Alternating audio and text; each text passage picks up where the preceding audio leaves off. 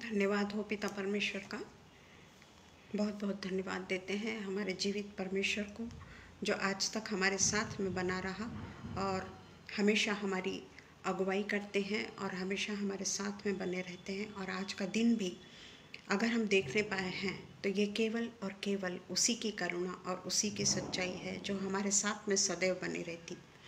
Praise the Lord Rohini, praise the Lord. आइए हम प्रार्थना करें। धन्यवाद धन्यवाद धन्यवाद धन्यवाद धन्यवाद के साथ में पिता परमेश्वर हम आपके सामने उपस्थित होते हैं। पिता परमेश्वर अपने आप को नम्र करते हैं, अपने आप को दीन करते हैं और पिता परमेश्वर केवल और केवल आपके सानिध्य में रहने की पिता परमेश्वर हम विनती करते हैं कि हम में पिता परमेश्वर संसार न समाए। और पिता परमेश्वर संसार की जितनी भी पिता परमेश्वर ऐसी चाल है जो शैतान के अधीन है, वो चालों से पिता परमेश्वर आप ही हमें उबारते हैं, आप ही हमें बचाते हैं। और पिता परमेश्वर आप ही हमको जीवित वचन की ओर ले जाते हैं, जो वचन सच्चाई को बताता है। कठिन है वो मार्ग पर चलना, हम जानते हैं कि वो मार्ग पर चलना अत्यंत कठिन है, परंतु परमेश्वर का वचन जो हमारे साथ होता है और परमेश्वर का आत्मा जो हमारे साथ में होता है, वो हमें उस परमेश्वर के वचन पर चलाने के लिए प्रोत्साहित करता है और हम पूरे तरीके से परमेश्वर के अधीन होकर अपने पापमय जीवन से दूर होकर हम केवल और केवल एक ऐसा जीवन जीना चाहते हैं जो परमेश्वर को भाता हुआ जीवन हो। पिता परमेश्वर हम आपको धन्यवाद करते हैं पिता परमेश्वर की जो भी कुछ पिता परमेश्वर वचन आज हमने पिता परमेश्वर मनन किया है, उस पर चिंतन किया है और वो वचन को जब हम बोलने जा रहे हैं पिता परमेश्वर आप हमारी अगुवाई करिएगा। कोई भी वचन पिता परमेश्वर हम अपनी बुद्धि से जोड़ कर ना बोले, बल्कि जिस तरीके से आपका वचन कहता है वो वचन के अनुसार ही हम चलने वाले हो सके पिता परमेश्वर। और पिता परमेश्वर बोलने वाले भी हम नहीं बल्कि आप हमारे द्वारा बोले पिता। पवित्र आत्मा पूरी तरीके से हमारा कंट्रोल ले ले पिता।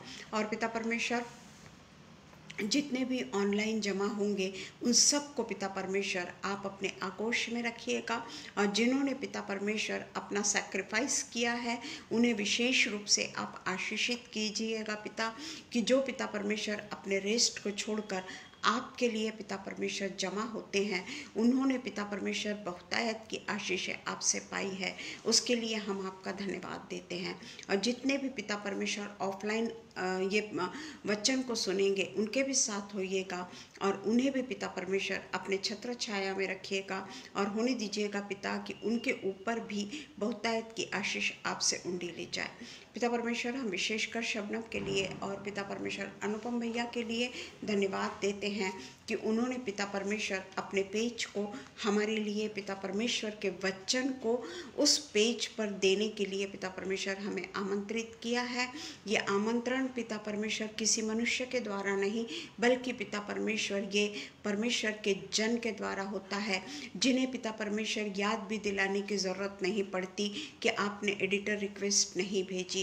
वो अपने कर्तव्य को परमेश्वर के प्रति जो उनका कर्तव्य है वो पूरे तरीके से निभाते हैं। इसीलिए पिता परमेश्वर आपने उनको अपरंपार आशीषों से विभूषित किया है, इसके लिए हम आपका धन्यवाद देते हैं पिता। उनके पेज के लिए धन्यवाद देते हैं कि वो खुद पिता परमेश्वर से आशीषों को तो पाते हैं परंतु दूसरों को भी इसका मौका देते हैं कि वे फिर से परमेश्वर के बीच में आकर आशीष को पाकर परमेश्वर के धन्य नाम को सदा जय जयकार उठ करने वाले हो सके। सब कुछ हम हमारे उद्धारक जीवित परमेश्वर के नाम से वे प्रार्थना को मांगते हैं, सुनिए और कबूल कीजिए। आमीन आमीन पिता, आमीन। Praise the Lord again Rohini, सचमुच में परमेश्वर आपको बहुत आशीष दे।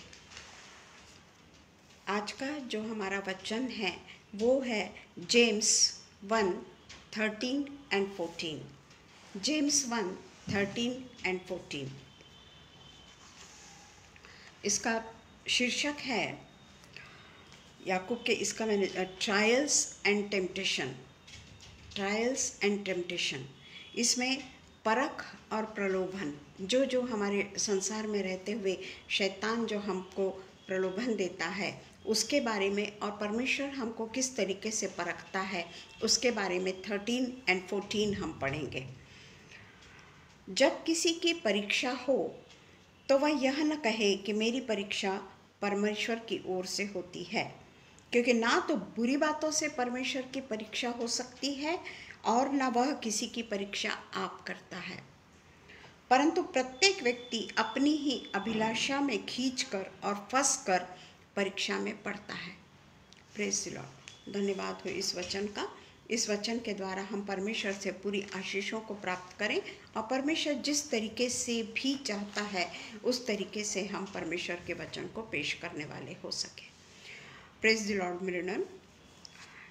यहाँ पर हम देखते हैं वचन 13 और 14 में याकूब जो परीक्षाओं का वर्णन कर रहा है, जो टेम्पटेशंस का वर्णन कर रहा है, ये वो परीक्षाएं नहीं है जो हमने याकूब 1 के 2 और 12 में देखी है।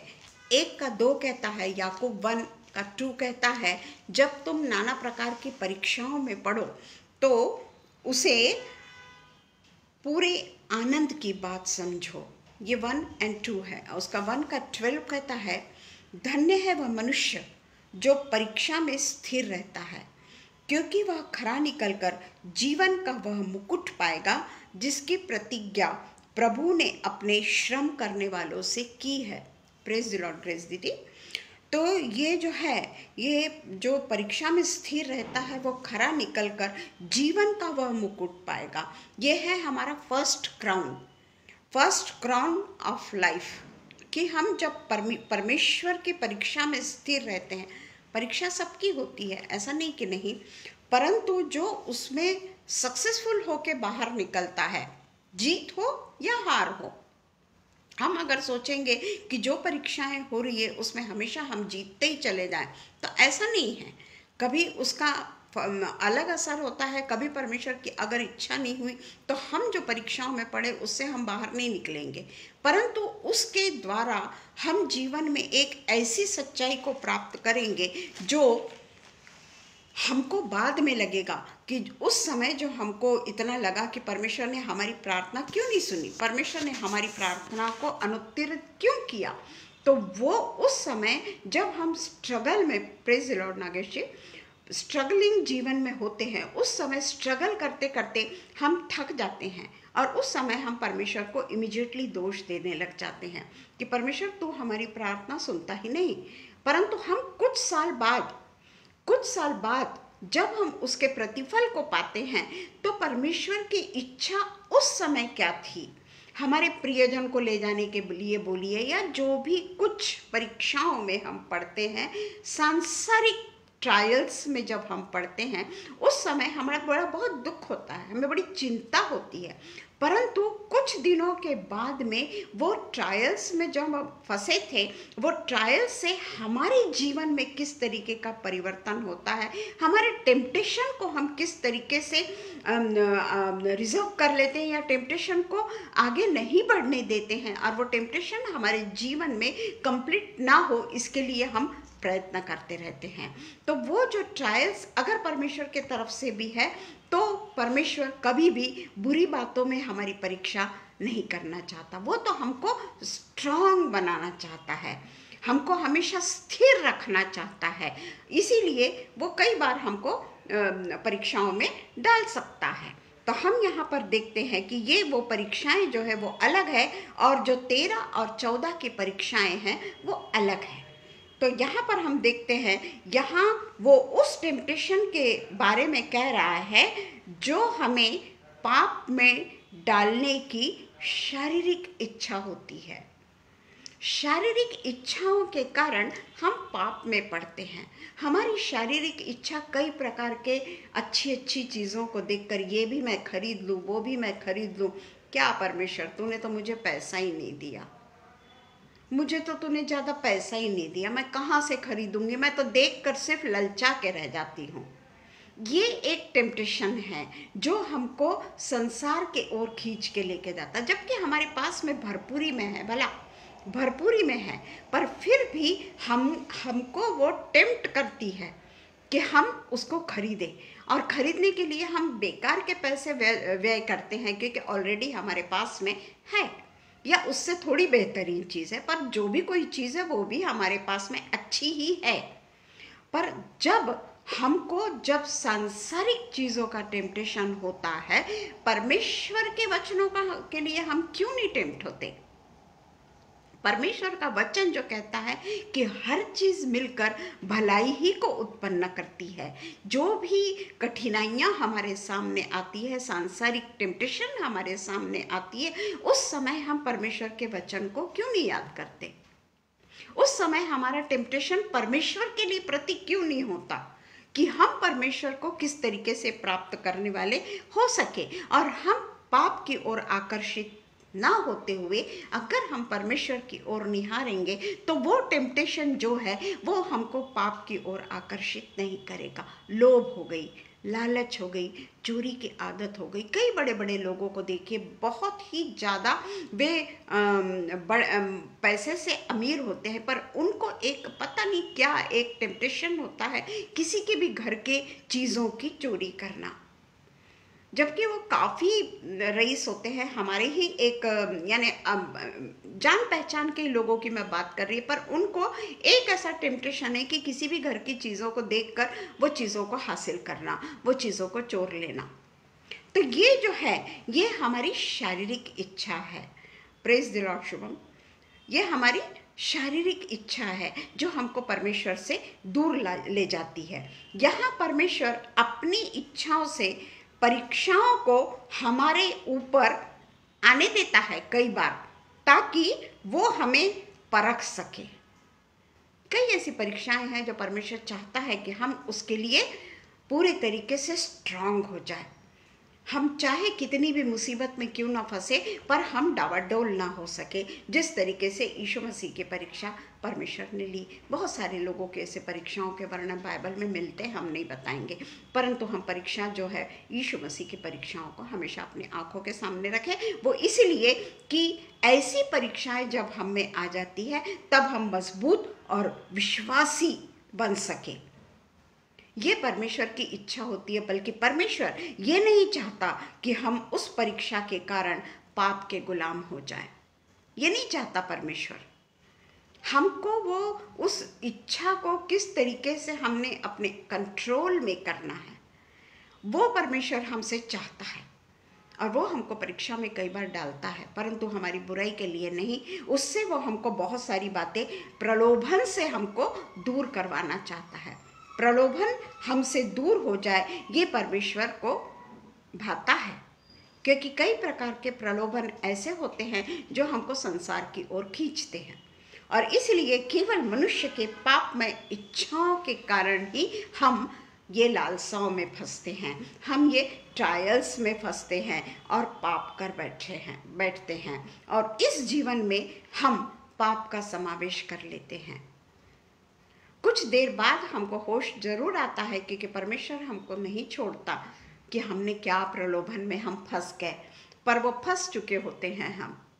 परंतु उस प्रलोभन में अगर हमको निकलना है तो हमको सारा लक्ष्य जो है हमारा केंद्रित अगर करना है, वो जीवित परमेश्वर की ओर करना है। पर हम ऐसा नहीं करते, और वो टेम्पटेशन के कारण हम संसार के अधीन हो जाते हैं, और संसार की अभिलाषाएं और हमको अपनी ओर खींचती रहती है। संसार का टेम्पटेशन हमको उससे दूर नहीं होने देता, और जब हमारे पास में उसके प्रतिफल आने लगते हैं, हम इमीडिएटली परमेश्वर को ब्लेम करने लगते हैं कि परमेश्वर मेरा क्या दोष था, तूने हमको ऐसी असहनीय परीक्षा में क्यों डाला।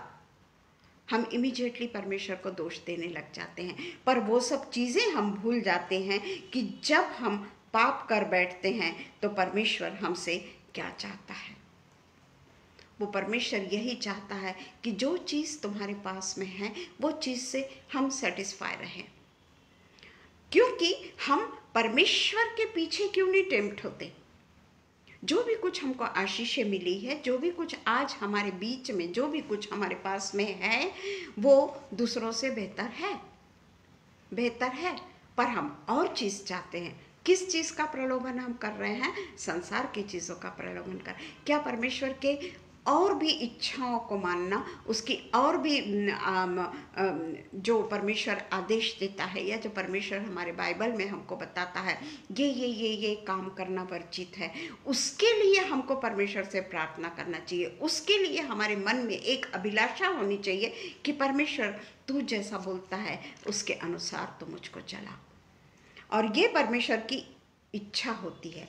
आज मैं आपको उसी के सदृश में एक ऐसी बात बताना चाहूँगी कि जो हमको पाप की ओर आकर्षित करती है, या जो प्रलोभन से हम दूर नहीं हो सकते हैं, जो प्रलोभन हमको परमेश्वर से दूर ले जाता है। और वो है जैसे विवाह के बारे में हम देखेंगे कि मानव जाति को आशीर्वाद देने की ये परमेश्वर की इच्छा है। जिस तरीके से आदम और हव्वा को परमेश्वर ने बनाया है ना, आदम को बनाया और उसी की पसली लेकर हव्वा को बनाया। क्यों बनाया? केवल आदम जब था अकेला, क्या देखा परमेश्वर ने? कि वो उदास है, वो निराश है, कुछ तो भी कमी आदम में परमेश्वर ने महसूस की।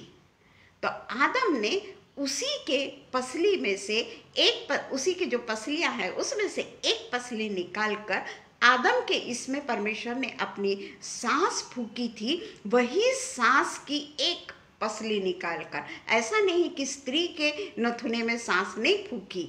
ये जो कहा, जैसे हमको लगता है कि आदम के इसमें सांस फूकी, हमारे इसमें तो सांस नहीं फूकी, नहीं। उसने जीवित जो आदम था जिसके ऊपर परमेश्वर ने सांस फूकी थी, उसी में से एक हड्डी निकाल के स्त्री को बनाया और नारी बोलकर उसको आदम के पास में रखा, ताकि वो लोग पूरे तरीके से जो भी कोई परमेश्वर देखता है कि मानव जाति की जो अंतरंगता, जो एक मानव जाति की अभिलाषाएं होती है, जो चीज़ सीक्रेट होती है, तो वो सीक्रेट चीज़ें वो दोनों शेयर कर सके, है ना। वो सीक्रेट चीज़ों का वर्णन कोई नहीं करता। तो हम देखते हैं कि वो किस तरीके से वो सीक्रेट चीज़ वो दोनों एक दूसरे के साथ में शेयर करते हैं। वो अंतरंग बातें हैं उनकी, वो दोनों एक दूसरे के साथ में शेयर करते हैं। और वासना को, पाप का रूप वो लोग नहीं देते।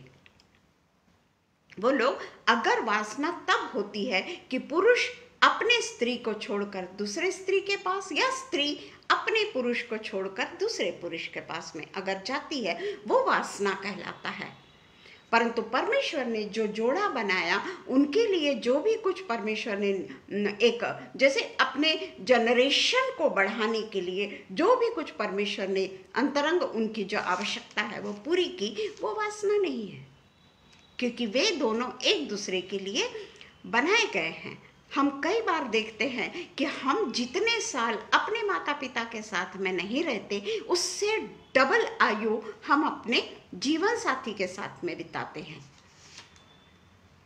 जीवन साथी के साथ में बिताते हैं।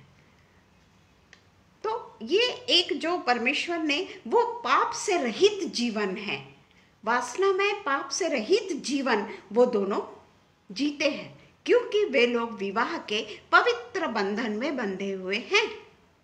ये जोड़ा जो है, कहते हैं कि ये जोड़ा ऊपर से ही बनकर आता है। हम लाख कोशिश कर लें कि नहीं, मेरे को, जब हम यंग रहते हैं कि मेरी इससे शादी हो जाना चाहिए, यंग एज की बात कर रही हूँ मैं, मेरी उससे शादी हो जाना चाहिए, परंतु परमेश्वर ने जो जोड़ा बनाया है वही जोड़ा हमारे लिए नियुक्त करता है परमेश्वर। तुम्हारी कितनी भी अभिलाषाएं क्यों न हो, पर हमारे लिए जो जोड़ा बनाया गया है वो परमेश्वर द्वारा नियुक्त होता है। परंतु अगर हम फिर भी परमेश्वर की ना सुनते हुए अगर हम अपने मन से कुछ करते हैं, वो जोड़ा नहीं टिक सकता, वो जोड़ा नहीं टिक सकता, वो टूट जाता है, वो बंधन टूट जाता है, वो अटूट बंधन नहीं रहता। तो इसलिए हम देखते हैं कि परमेश्वर ने जो विवाह को लाइफ टाइम पार्टनर करके बनाया है, जब तक हमारा जीवन है। जैसे मैंने आपको बताया था कि मेरे पति के मरने के बाद में मैंने परमेश्वर से यही कहा कि तूने तो मेरे को उसको जीवन साथी करके दिया था ना, तो मेरा तो जीवन समाप्त नहीं हुआ, फिर तूने मेरे जीवन साथी को कैसा ले लिया। कुछ दिन के बाद में मुझको ये प्रकाशन मिलता है कि तेरा जीवन नहीं, तुम दोनों के जीवन का जो भी कोई एक एंड है, तब तक तुम जीवन साथी हो। उसका जीवन खत्म हो गया था, नेक्स्ट पार्टनर जो भी हो, लेडी हो या पुरुष हो, जो भी कोई हो, उसका जीवन खत्म हो गया था।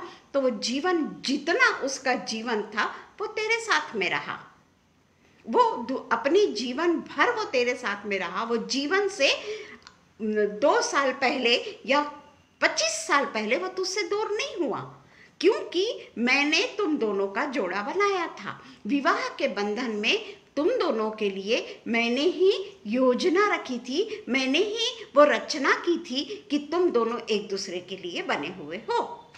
ये है विवाह का पवित्र बंधन, है ना।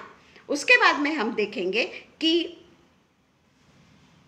हम वो जो लाइफ टाइम बंधन में जब हम बंधते हैं ना, उसके लिए हम परमेश्वर के सामने वचनबद्ध होते हैं, क्योंकि हमारी शादी चर्च में होती है और वहाँ पर हम, यानी एक रजिस्टर्ड मैरिज जो होती है वो 7 इयर्स तक दोनों एक दूसरे को डाइवोर्स नहीं दे सकते। और इसलिए आजकल जो, अगर समझ जाओ हमको फॉरेन जाना है या आजकल के इसमें, कि पहले वो मैरिज को रजिस्टर्ड कर लिया जाता है। हमारे जो मैरिज होती है चर्च में, उसके सर्टिफिकेट सारे के सारे कोर्ट में जाते हैं। लीगल मैरिज और हमारे परमेश्वर के वचन में जब हम लोग दोनों भी पार्टनर एक दूसरे के साथ में बंध जाते हैं, जो हम चर्च के बिलीवर्स के सामने वो अपनाते हैं, वो जो क्या कहना चाहिए कि वचन जो हम एक दूसरे को देते हैं, वो कोई ऐसे ही नहीं देते। वहाँ बहुत सारे पास्टर्स होते हैं, बहुत सारे धार्मिक नेता लोग होते हैं, उनके सामने। और सबसे बड़ा, अगर कोई हमारे विवाह के बीच में उपस्थित होता है, वो हमारा जीवित परमेश्वर होता है, जिसने हम दोनों को इसीलिए रचा कि हम दोनों एक दूसरे के साथ में लाइफ टाइम पार्टनर के रूप में रहें। और वो जो बंधन है, वो बंधन में हम माता पिता को छोड़कर, अपने रिश्तेदारों को छोड़कर, हम वो दोनों जो है वो आजीवन विवाह के बंधन में बंध जाते हैं। माता पिता को छोड़ना है उनको घर से निकाल देना, ये बात नहीं है, पर परमेश्वर ने जब दोनों को जोड़ा है तो वो दोनों का एक अपनी सेपरेट लाइफ हो जाती है। माता पिता भी रहते हैं, सब लोग, ऐसा नहीं मैं बोल रही, परंतु उनकी एक सीक्रेट लाइफ हो जाती है जो वो किसी से शेयर नहीं करते, और कोई उनसे पूछता भी नहीं, भला कोई उनसे पूछता भी नहीं, क्योंकि वो विवाह के बंधन में जब बंधे हैं, परमेश्वर के हाजिर और नाजिर होके बने हैं। उन दोनों ने सर्टिफिकेट पे साइन किया है, सबके सामने विथ गवाही होती है, दो लोगों की वहाँ गवाही ली जाती है। तो इसलिए वो जो बंधन माना जाता है वो पवित्र, अटूट और जीवन संगिनी और जीवन साथी के रूप में वो लोग एक दूसरे के साथ में रहते हैं, है ना। तो हम देखते हैं कि परमेश्वर के सामने जब वे शपथ लेकर एक दूसरे के साथ में जुड़ते हैं, वो जो संबंध है वो व्यभिचार नहीं है, वो व्यभिचार नहीं है। जो मैंने यहाँ पर आपको बताया टेम्पटेशन, वो टेम्पटेशन के ऊपर ही आज मैं विवाह के विषय में बोल रही हूँ। कई बार हम देखते हैं कि ये टेम्पटेशन विवाह के बंधन को तोड़ देता है। कई बार हम देखते हैं, या नहीं भी तोड़ता होगा, रहना है भाई साथ में करके, परंतु उनको मालूम है कि हमारी जीवन संगिनी या जीवन साथी कुछ रॉन्ग हो रहा है, फिर भी वो एक दूसरे को नहीं छोड़ते, एक दूसरे के लिए प्रार्थना करते हैं, किसी को नहीं बताते, एक दूसरे के लिए प्रार्थना करते हैं। अब प्रार्थना के कारण जीवन जो है बच जाता है। परमेश्वर ही ऐसा अरेंजमेंट करता है। मैंने देखा है अपने लाइफ में कई लोगों का कि परमेश्वर ही ऐसा अरेंजमेंट करता है कि कोई अगर गलत रास्ते पे चल रहा है, उसको परमेश्वर उस चीज़ से विमुख करके अपनी जीवन संगिनी के साथ में फिर से ले आता है। ये प्रार्थना का नतीजा है, क्योंकि हम परमेश्वर के सामने एक रूप हुए हैं, एक साथ में बंधने का हमने वचन लिया है। तो ये जो है ये टेम्पटेशन नहीं हुआ, पर वो दोनों अगर एक दूसरे के विरुद्ध में जाता, वो टेम्पटेशन है। वो टेम्पटेशन है। तो हम देखते हैं कि पुरुष या स्त्री जो भी कोई है, वो जिस तरीके से हम देखते हैं उत्पत्ति 2:24, हम बाद में नए नियम में आएंगे, हम पहले पुराने नियम में चलते हैं। ये पुराने नियम से चला आ रहा है, उत्पत्ति 2:24, 2:24। इस कारण पुरुष अपने माता पिता को छोड़कर अपनी पत्नी से मिला रहेगा, एक तन एक मन होंगे। वो अपने पत्नी से मिला रहेगा, ये नहीं लिखा है कि किसी स्त्री से मिला रहेगा। अपने पत्नी से और पति से मिला रहेगा और वे एक ही तन बने रहेंगे। ये चीज को कोई भी गलत इसमें ना ले, ये परमेश्वर का वचन है। काफी मैं फ्रैंक होकर आज बोल रही हूं, ये परमेश्वर का वचन है। परमेश्वर की हम लोगों को इसकी इजाजत है। मॉरलिटी में रहने के लिए परमेश्वर की ये हमारे लिए एक बंधन है। अब उसके बाद में हम देखते हैं मत्ती 19:9। अभी हमने पुराना नियम देखा, अभी हम देखेंगे मैथ्यू 19:9। और मैं तुमसे कहता हूं कि जो कोई व्यभिचार को छोड़ और किसी कारण से अपने पत्नी को त्याग कर, इसमें पत्नी और या पति, ये पढ़िया, को त्याग कर दूसरी से विवाह करे, वह व्यभिचार करता है। त्याग देना यानी डाइवोर्स, त्याग देना यानी डाइवोर्स। दूसरी से विवाह करता है वो व्यभिचार करता है, और जो उस छोड़ी हुई से विवाह करेगा वह भी व्यभिचार करता है। एक बार परमेश्वर ने अगर हमको पति पत्नी के रूप में रच दिया, तो अब जब तक मौत हमको अलग नहीं करती, जब तक मृत्यु हमको अलग नहीं करती, हम शादी नहीं कर सकते। मृत्यु के बाद में वो दोनों भी पूरे तरीके से इजाजत है उनको कि वो अगर नहीं रह सकते हैं तो वो विवाह करें। कलंकित जीवन बिताने के बदले, व्यभिचार में जाने के बदले, अगर पति या पत्नी एक दूसरे का, अगर समझ जाओ मृत्यु हो गई है, वो दोनों एक दूसरे किसी के साथ में विवाह कर सकते हैं।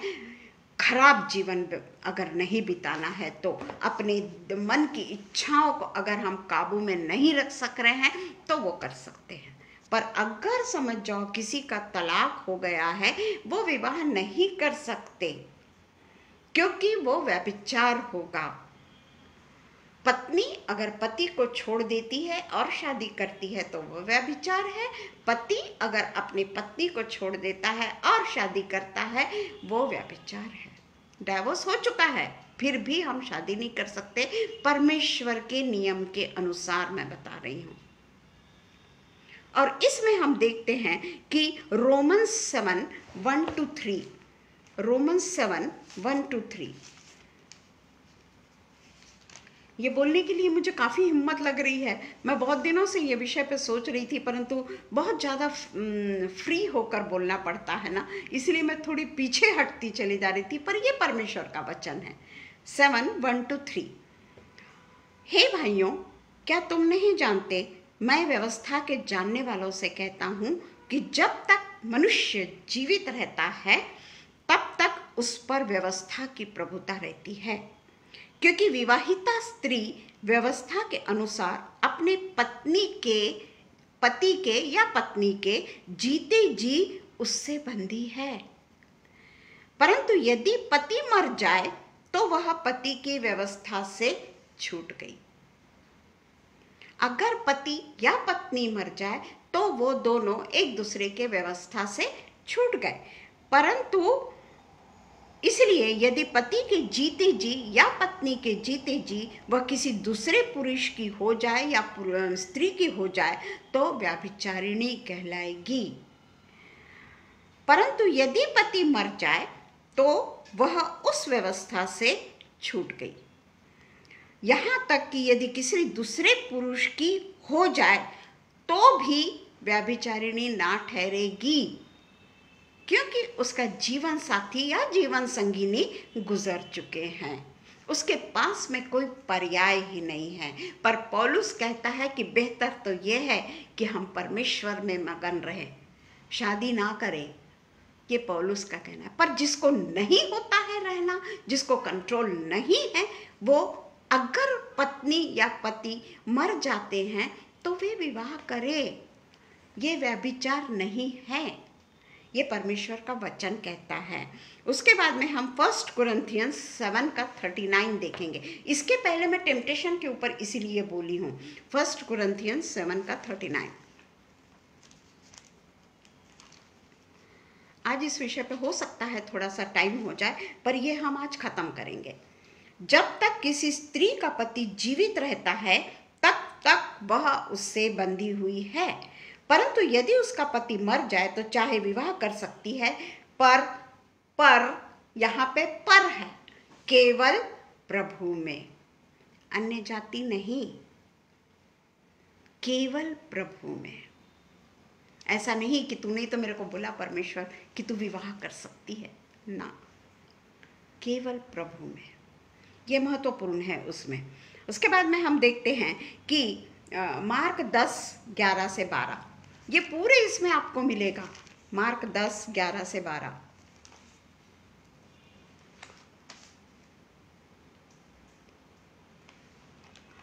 उसने उनसे कहा, जो कोई अपनी पत्नी को त्याग कर दूसरी से विवाह करे तो वह उस पहली के विरोध में व्यभिचार करता है, और यदि पत्नी अपने पति को छोड़कर दूसरे से विवाह करे तो वो भी व्यभिचार करती है। बहुत ही स्पष्ट है बाइबल, बहुत ही स्पष्ट है बाइबल। उसके बहुत कठिन भी है, हाँ कठिन है, पर परमेश्वर का जो वचन है वो कभी भी करप्शन की इजाज़त नहीं देता, कभी भी गलत काम की इजाज़त नहीं देता है, इसलिए वो काफ़ी स्वयं स्पष्ट है।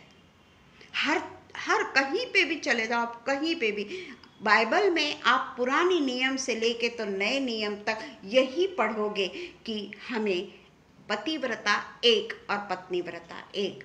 पर हाँ, अगर उन दोनों में से कोई गुजर जाता है तो हम वो विवाह कर सकते हैं, अगर वो नहीं रह सकते हैं तो। ये मैं 10 बार बोल रही हूँ। उसके बाद में आफ्टर डेथ 1 कुरिन्थियंस 7:39, मेरे ख्याल से मैंने पढ़ी हूँ, 1 कुरिन्थियंस 7 का 39।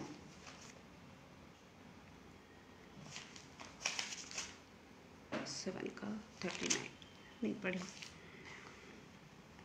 जब तक किसी स्त्री का पति जीवित रहता है तब तक वह उससे बंधी हुई है।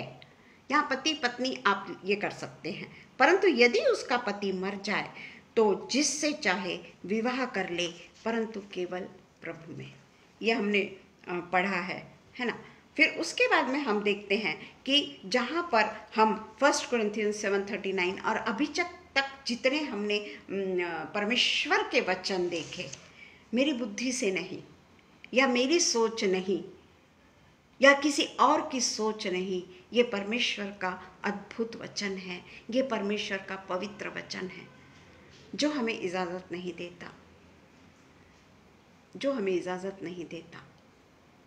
पर ऐसा नहीं कि हम विवाह नहीं करके कलंकित जीवन को बिताएं, वो तो बहुत बड़ा दोष है, क्योंकि इसमें लिखा है कि वो व्यभिचारी या व्यभिचारिणी कहलाएगी। इसलिए हमको सबसे पहले जो, यानी मैं क्रिश्चियन इसकी बातें बता रही हूँ, मेरे को बाकी के बारे में नहीं मालूम, अन्य जातियों के बारे में मैं नहीं जानती हूँ, परंतु हाँ, मैं परमेश्वर के पवित्र वचन के द्वारा ये सब बातें आपको बता रही हूँ कि किस तरीके से हमको अपने जीवन को जीना है। और इसीलिए याकूब 1 जो हमने 13 पढ़ा, याकूब 1 और 13, फिर से हम उसी पे आएंगे क्योंकि ये काफ़ी हमने विवाह के विषय में काफ़ी स्पष्ट कह दिया है। हालांकि मेरी इच्छा नहीं थी, पर बहुत ज़रूरी है क्योंकि परमेश्वर का वचन है। मैं कौन होती हूँ अपनी इच्छा जतलाने वाली? परमेश्वर जो कहता है वही हम सोचते हैं, वही हम कहते हैं। अपनी मर्जी से नहीं कह सकते, ना ही हम अपनी मर्जी से चल सकते हैं, क्योंकि ये जो जीवन है ना प्रियो, ये क्षणभंगुर है। है ना। आज मैं आपके साथ में परमेश्वर का वचन दे रही हूँ और परमेश्वर ने इसी समय अगर मुझको अपने पास बुला लिया तो ये मेरे लिए सबसे बेहतरीन समय होगा। मैं परमेश्वर के वचन को सुनाते सुनाते अगर परमेश्वर ने मुझे उठा लिया ना, ये मेरे लिए सबसे बेहतरीन समय होगा कि मैं परमेश्वर के नाम को मुंह पे रख कर मुझे परमेश्वर ने उठा लिया। क्योंकि अगर हम समझ जाइए, अपनी दुनियादारी में भी तो रहते हैं ना, कब तक हम परमेश्वर के साथ में तो नहीं लगे रहते, दुनियादारी भी है ना। कई बार हमारे बच्चे से तकलीफ हो जाती है, कई बार पति से तकलीफ हो जाती है, कई बार अपने रिलेटिव्स से तकलीफ हो जाती है, सास बहू की तकलीफ हो जाती है, बहुत सारी ऐसे तकलीफ़ों के कारण है। और उनमें जो वैमनस्य हो जाता है, जो कटुता आ जाती है, जो एक दूसरे, भाई झगड़े से तो बेहतर है कि हम एक दूसरे से बात ना करें, ऐसा रहता है ना।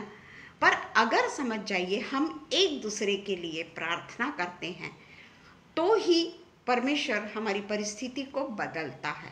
पर अगर हम वो वैमनस्य पूर्ण जिंदगी, एक दूसरे से भाई बात ना करो ताकि झगड़ा ही ना हो, ये जो सोच है ये हमको प्रभु के पास नहीं ले जा सकती। प्रभु अगर हमारे लिए सोचे कि ये तो नहीं सुधरते, जब तक परमेश्वर का वचन बोल रही है तब तक प्रभु प्रभु प्रभु प्रभु कर रही है, पर जैसे ही परमेश्वर के वचन से दूर चली जाएगी, ये अपने सांसारिक जीवन में आ जाते हैं। और सांसारिक जीवन में आने के बाद में हम जाने अनजाने बहुत से प्रॉब्लम्स क्रिएट कर लेते हैं। तो क्या परमेश्वर हमारे लिए ये सोचता है क्या कि भाई मेरे से तो दूर ही रहना अच्छा, ये तो सुधरती नहीं, या ये मेरी परमेश्वर की बातें पढ़ती ज़रूर है पर उसको अंगीकार ही नहीं करती, कभी कभी करती है, कभी कभी नहीं करती है, और कोई कोई बिल्कुल नहीं करता है। तो क्या परमेश्वर हमको छोड़ देता है क्या? कभी नहीं छोड़ता। परमेश्वर हमेशा हमको मैच्योर्ड बनाना चाहता है, हर क्षेत्र में वो हमको परिपक्व बनाना चाहता है, क्योंकि हम उसकी संतान हैं। और सबसे अगर पवित्र बंधन है तो वो है शादी का बंधन, सबसे पवित्र बंधन। कई लोगों का जीवन जल्दी समाप्त हो जाता है, शादी का जीवन काफ़ी जल्दी समाप्त हो जाता है, जल्दी कोई मर जाता है, दोनों में से एक जन कोई मर जाता है, वो फ्री है, वो शादी कर सकते हैं, पर तलाक नहीं। क्रिश्चियनिटी में तलाक नहीं है, डाइवर्स नहीं है क्रिश्चियनिटी। कई लोग लेते हैं, मैं ये नहीं बोलती कि नहीं लेते, लेते हैं, पर बाइबल के अनुसार हमको तलाक अगर हमने ले लिया तो हमको फिर परमेश्वर के साथ में संपूर्ण जीवन निकालना है। हमारे लिए फिर सारे रास्ते बंद हो चुके। पर अगर हमारे पति या पत्नी का निधन हो जाता है तब हम विवाह कर सकते हैं। वो अपनी अपनी सोच है, जिसको करना है वो करे, क्योंकि पौलुस तो कहता है कि बेहतर है कि तुम परमेश्वर के अधीन हो जाओ, पूरे तरीके से अपने आप को परमेश्वर के अधीन करो, क्योंकि ये जीवन क्षण भंगुर है। आज है, हमको अगर लगता है कि शादी कर लेना चाहिए और कल अगर हम मर गए तो, क्योंकि मौत तो परमेश्वर के पास ले जाने का एक बेहतर तरीका है। कोई शादी नहीं, कोई जीवन की कटकट नहीं, कोई पति नहीं, कोई पत्नी नहीं, केवल हमारा दूल्हा जो रहेगा वो हमारा प्रभु रहेगा। बस हमको उसी के साथ में उसकी दुल्हन करके हमको जाना है। हम उसी का इंतज़ार करें कि हम उसकी दुल्हन करके चले जाएं, क्योंकि एक साथ में रहते हुए भी तनाव तो होता है, किसका तनाव नहीं होता। पति पत्नी में भी बहुत तनाव होता है, पर उनको ये मालूम है कि एक साथ में हमको जो विवाह के बंधन में बांधे गए हैं हम, तो हमको साथ में रहना है, क्योंकि बच्चे रहते हैं, एक रिस्पॉन्सिबिलिटी आती चली जाती है उनकी, वो रिस्पॉन्सिबिलिटी में वो लोगों का जीवन ही गुजर जाता है, क्योंकि वो रिस्पॉन्सिबिलिटी ऐसी होती है। बच्चे की रिस्पॉन्सिबिलिटी बोलो, बच्चा जब होता है तब से लेके तो उसके शादी तक, और इवन शादी के बाद में भी हमारी, बच्चे की शादी के बाद में भी हमारी रिस्पॉन्सिबिलिटी ख़त्म नहीं होती, और इसीलिए पति पत्नी आजन्म एक दूसरे के साथ में रहते हैं। अपने बारे में सोचने का उनको उतना मौका नहीं मिलता बाद में।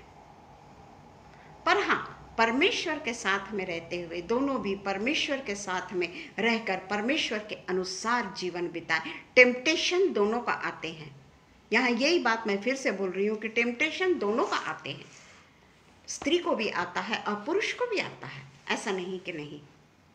पर परमेश्वर कहता है कि अगर तुम उस पर विजय पाओ, हमको उस पर विजय पाना है। जिस तरीके से हम यीशु मसीह के जीवन को देखते हैं कि किस तरीके से यीशु मसीह के जीवन में निराहार 40 दिन रहने के बावजूद भी उसने अपने आप को टेम्प्ट नहीं होने दिया। भूखा तो बहुत था, बहुत ज़्यादा भूखा था, पर उसने अपने आप को टेम्प्ट नहीं होने दिया। हन्ना का जीवन मैंने बताया है, बहुत बार मैं बताती हूँ हन्ना के बारे में। एक बार परमेश्वर के भवन में रोती रोती रोती रही, परंतु जब एली ने उससे कहा कि तू जा और अगले तेरे को बच्चा होगा, उसके बाद में कभी भी उसने ये नहीं सोचा कि होगा कि नहीं होगा। उसने कभी भी डाउट नहीं रखा होगा कि नहीं होगा। अगर वो टेम्प्ट हो जाती, किससे? पाप से, शैतान से, कि ये तो सभी लोग कई साल हो गए तू यहाँ आ रही है, अभी तक तो तेरे को बच्चा नहीं हुआ। अब वो फिर से अगर अपने पाप उसमें चली जाती तो परमेश्वर उसको फिर से नहीं ये करता, परंतु वो उसके बाद में कभी भी नहीं रोई। और उसके बाद में उसको कितने साल बाद बच्चा हुआ ये नहीं लिखा है कि इमीडिएटली हुआ कि कब हुआ, ये नहीं लिखा हुआ है। पर वो परमेश्वर के पास में गई, वो टेम्पटेशन के पीछे नहीं दौड़ी कि पता नहीं, घर आने के बाद में कुछ दिनों के बाद में हम वो चीज़ों को भूल जाते हैं और फिर हमारे मन में आने लगता है कि पता नहीं होगा या नहीं होगा। वो एली ने जो कहा वो सच है या नहीं है मैं नहीं जानता या जानती, परंतु हमको विश्वास रखना बहुत ज़रूरी है। टेम्पटेशन के कारण हमको दबना नहीं है, हमको हमेशा टेम्पटेशन के ऊपर विजय पाना है। हमारा कोई भी ऐसा दिन नहीं रहता कि हम टेम्प्ट ना हुए हों। हम किसी न किसी कारण से हम अपनी ही इच्छा से हम सत्य के वचन से दूर चले जाते हैं, अपनी ही इच्छा से कि नहीं प्रभु मुझसे नहीं जमता। अपनी ही इच्छा से हम परमेश्वर से दूर चले जाते हैं। पर परमेश्वर का वचन कहता है कि उसने अपनी ही इच्छा से हमें सत्य के वचन के द्वारा उत्पन्न किया, सत्य के वचन के द्वारा उत्पन्न किया, ताकि हम उसकी सृष्टि की हुई वस्तुओं में से एक प्रकार के प्रथम फल हो। कितना बड़ा आशीर्वाद है हमको, ये हमारा नया जन्म है जो हमको 1 पीटर 1:23 में भी मिलता है कि किस तरीके से हम अपने मन पर काबू पाएं, किस तरीके से हम परमेश्वर के वचनों में अपने आप को पूरे तरीके से लपेट ले, यानी परमेश्वर में और हम में कोई अंतर ही नज़र ना आए। जिस तरीके से नया जन्म के लिए 1 पीटर 1:23 में लिखता है, क्योंकि तुमने नाशवान नहीं पर अविनाशी बीज से परमेश्वर के जीवते और सदा ठहरने वाला वचन के द्वारा नया जन्म पाया है। कौन रहता है अटल? पति अटल नहीं है, पत्नी अटल नहीं है, भाई अटल नहीं है, बहन अटल नहीं है, माता पिता अटल नहीं है। इस दुनिया के जितने रिश्ते हैं वो अटल नहीं हैं, वो एक दिन खत्म हो जाएंगे।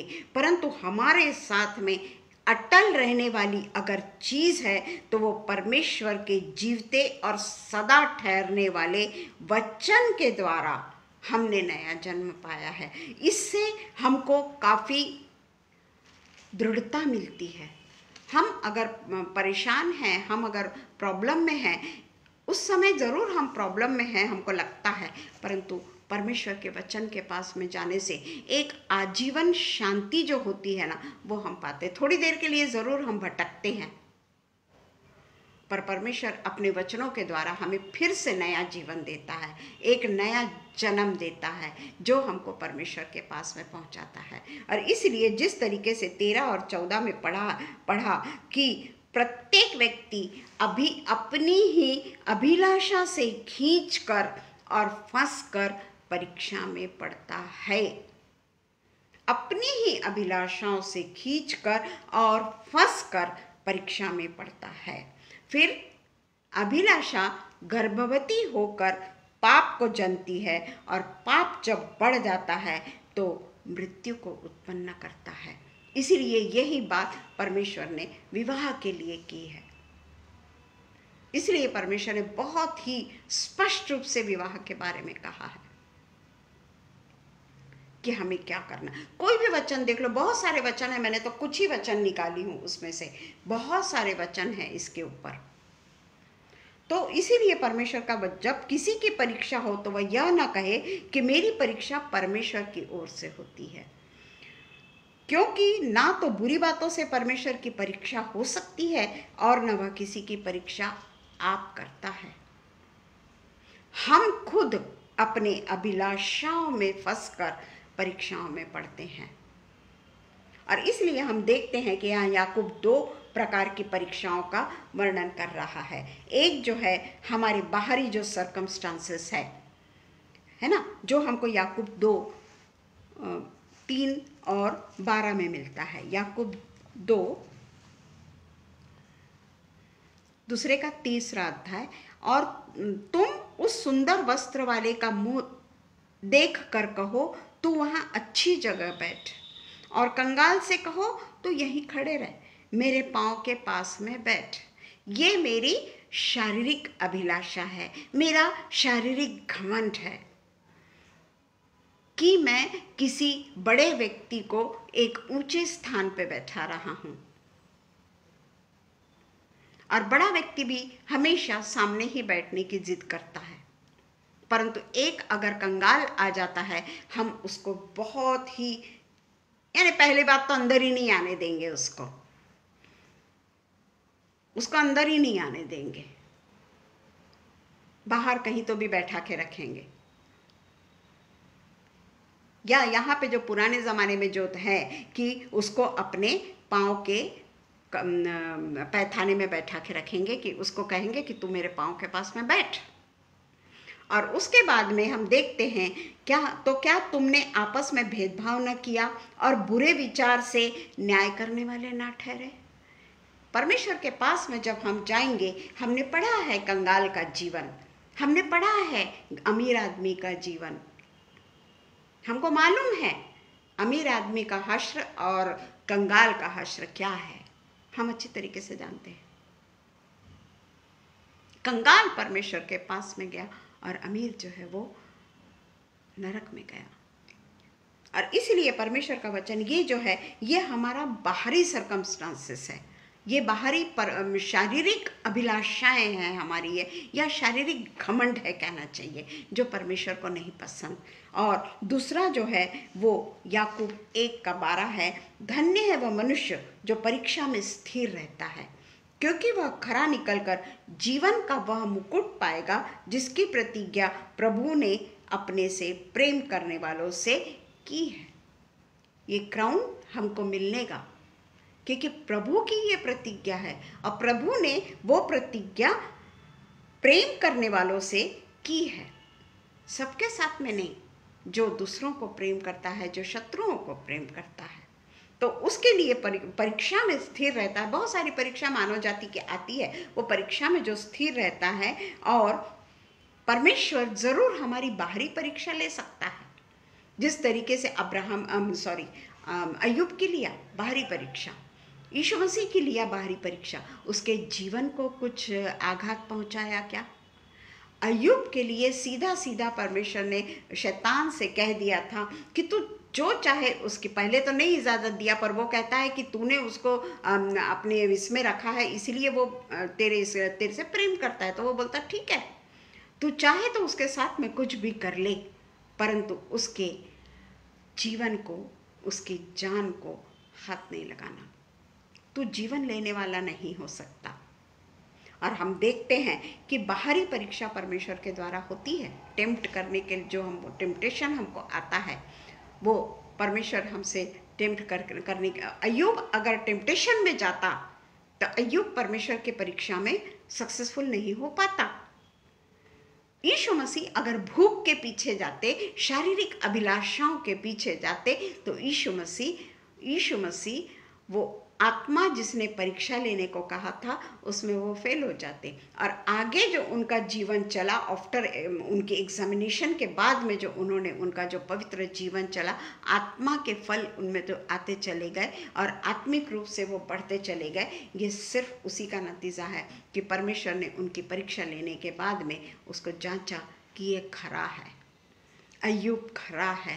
और इसलिए तीनों दोस्तों को कहते हैं कि तू उनके पास जा, वो अय्यूब अगर तुझे माफ़ करता है और तेरे लिए प्रार्थना करता है तो मैं भी तुझे माफ़ करूँगा।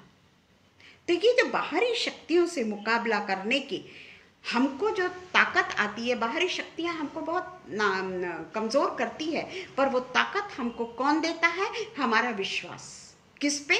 प्रभु पे। वो बाहरी ताकत जो हमको तकलीफ दे रही है, परंतु परमेश्वर ने दिए हुए विश्वास के द्वारा वो ताकत से हम लड़ सकते हैं, बोला हम उससे लड़ सकते हैं। आंतरिक टेम्पटेशन परमेश्वर के द्वारा नहीं आता। कई लोग जो आंतरिक रूप से अगर पति छोड़ के चला गया, पत्नी छोड़ के चले गए, वो आंतरिक द्वंद्व में रहते हैं, वो शरीर की अभिलाषाओं को पूरा करना चाहते हैं। और ये सब अभिलाषाएं जो है ये परमेश्वर की तरफ से नहीं है, परमेश्वर की तरफ से नहीं है, उसका वचन ही है। उस वचन के अनुसार ही हमको उसके अनुसार करना है। जिस तरीके से 13वां वचन कहता है कि जब किसी की परीक्षा हो तो वह यह न कहे कि मेरी परीक्षा परमेश्वर की ओर से होती है, क्योंकि ना तो बुरी बातों से परमेश्वर की परीक्षा हो सकती है और ना वह किसी की परीक्षा आप करता है। और इसलिए हम देखते हैं कि बाहरी तनाव हमको बहुत आएंगे, बाहरी परीक्षा हम पर बहुत आएगी, परंतु हमको तनावग्रस्त नहीं होना है।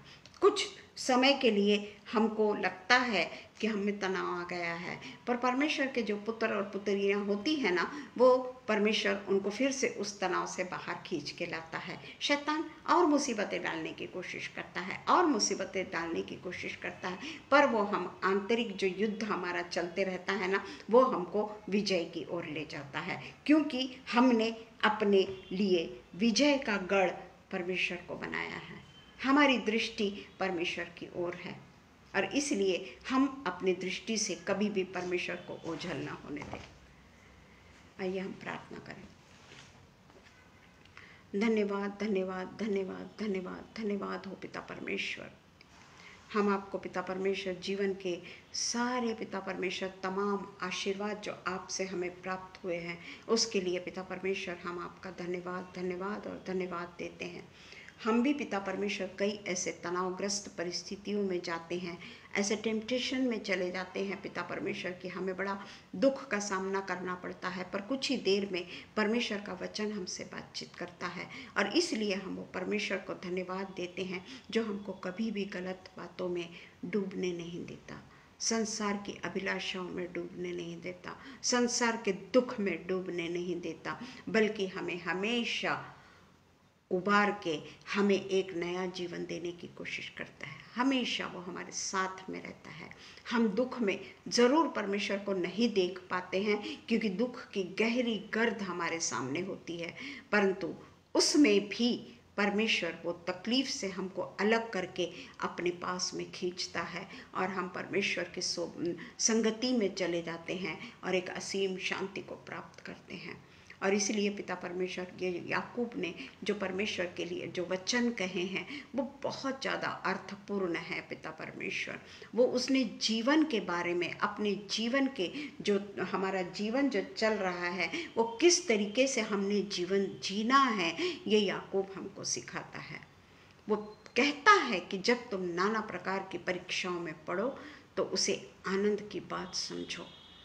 हम पिता परमेश्वर, हम अपने आप को, अपने सोच को, अपने विचार को, अपने तनाव को, सब कुछ हम आपके पांव तले करते हैं पिता, और केवल आपकी गोद का सहारा लेते हैं पिता परमेश्वर, जहाँ पर हमें सब कुछ मिलता है, ऐसी शांति मिलती है जो समझ से परे है। और वो शांति के लिए हम आपको बहुत बहुत बहुत धन्यवाद देते हैं पिता परमेश्वर। हम धन्यवाद देते हैं पिता परमेश्वर आज के दिन के लिए, जो वचन पिता परमेश्वर आज के दिन के लिए हमने चुना। हमने नहीं चुना बल्कि आपने पिता परमेश्वर वो वचन हमें दिया, और वो वचन पे जब हम बोल रहे थे, आपकी शक्ति, आत्मिक शक्ति, आत्मिक अध्ययन जो हमने किया, उसका पिता परमेश्वर आपने अपने तरफ से निचोड़ रख कर हमने सबके सामने पिता परमेश्वर ये जो पवित्र वचन एक दूसरे के साथ में हम शेयर कर सके, उसके लिए हम आपके बहुत बहुत आभारी हैं। फिर से एक बार पिता परमेश्वर हम शबनम के लिए, अनुपम भैया के लिए प्रार्थना करते हैं। उनके साथ होइए, उन्हें पिता परमेश्वर उनके फैमिली के साथ होइए, उनके सारे पिता परमेश्वर परिवारजनों के साथ होइए, सबको आशीष दीजिए पिता परमेश्वर। और पिता परमेश्वर उनके आगरा मसीह मंडली के पेज को आशीर्वादित करिए, और जितने लोग इस वचन के द्वारा आपसे बातचीत करते हैं और जो सुनते हैं और पिता परमेश्वर जो बोलते हैं, उन सब के लिए ये बहुत ज़रूरी है कि हम केवल सुनने वाले या हम केवल बोलने वाले ना बने, बल्कि परमेश्वर के वचन को आत्मसात करने वाले बने, परमेश्वर के वचन के साथ में चलने वाले बने, और परमेश्वर के आत्मिक रास्ते को हम पिता परमेश्वर उस रास्ते पर हम चलने वाले बने। पिता सब कुछ पिता परमेश्वर हम हमारे जीवित परमेश्वर के नाम से मांग लेते हैं, सुनिए और कबूल करिए। आमीन पिता, आमीन। धन्यवाद हो परमेश्वर का। जितने भी उपस्थित हैं, ग्रेस दीदी का भी मैं धन्यवाद करती हूँ परमेश्वर की उपस्थिति में, और जितने भी यहाँ पर उपस्थित हैं हम सबको परमेश्वर के नाम से हम सब आशीषित हैं, और परमेश्वर के वचन पे चलने की हमें ताकत परमेश्वर देता है, इसलिए हम परमेश्वर का फिर से एक बार धन्यवाद करते हैं। Praise the Lord.